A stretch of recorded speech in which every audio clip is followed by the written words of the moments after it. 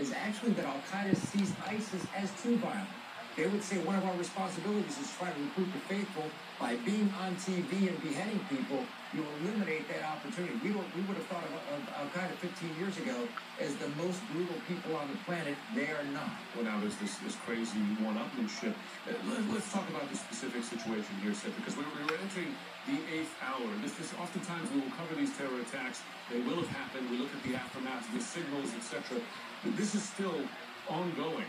And we call it a hostage situation, but let's be frank, if it's ISIS or Al-Qaeda, these are not groups that negotiate over hostages. They don't. That's exactly right. And one of the big problems is the silence. Right now, what we understand is that there is absolutely nothing emanating from the restaurant. And the fact that there is nothing that can be heard, that is at least being talked about, that's not a good sign, unfortunately. Hopefully we're wrong, and hopefully the hostages are alive. But it's something that we have to be very concerned about. This speaks to, Peter, just the durability, the capability of these groups to expand across the globe, because a lot of this is branding, right? I mean, Bangladesh had its own homegrown terror groups that were operating on their own, and then they have attached themselves, whether it's ISIS or Al-Qaeda. And that's one of the challenges in terms of snuffing these groups out.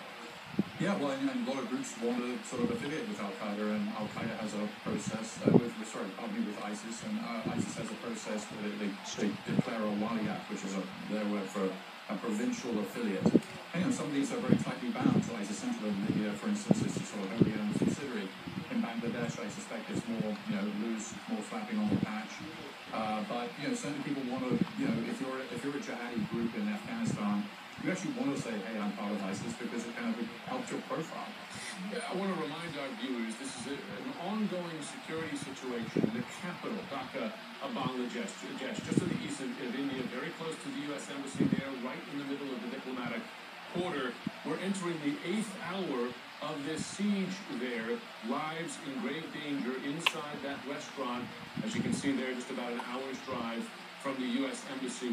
And questions about the police response. They're surrounding. What are they going to do now? One step we know they have taken there is a media blackout. The pictures you're seeing now, they came from some time ago because they do not want to show what's happening right now in case the attackers inside can learn something from that, respond to the police response. I want to bring in CNN Global Affairs correspondent Elise Labott. Elise, what do we know right now about Americans, and there are many of them, working in and around the capital there of Dhaka?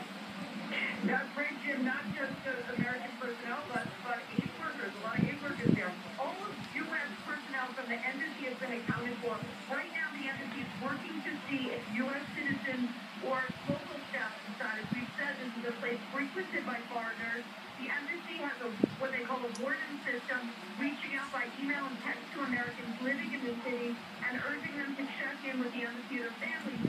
You remember earlier this day, when that shooting happened, the embassy issued a shelter-in-place order, not only for personnel but all Americans in the area. We've been listening to some of these guests sheltering in place. That cafe, very close to a diplomatic corner, a very hot area where foreign diplomats, aid workers, and expats are living. And where they feel safe, they had felt safe. At least, had the U.S. issued any sort of warning either to travelers or to its staff, other Americans living in Dhaka before this attack?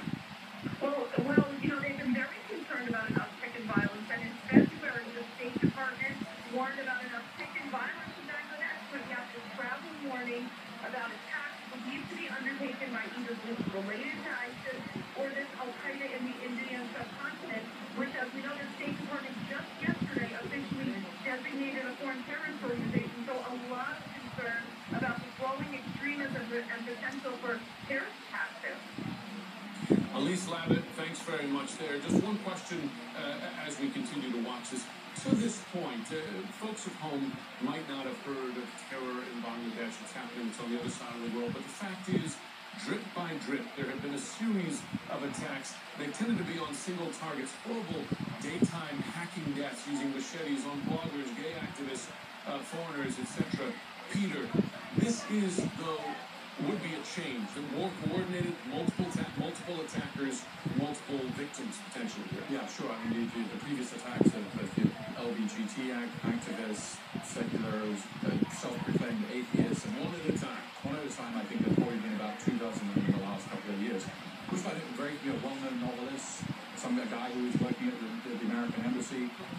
So that was worrisome in itself. But this is in a whole other sort of order of magnitude, very, very different from what we've seen before. Greater coordination. Peter, Cedric, Phil, please stay with us. Just a reminder to our viewers, we're entering the 8th hour of this siege, this deadly siege in Dhaka. Sun about to rise there in the Indian subcontinent.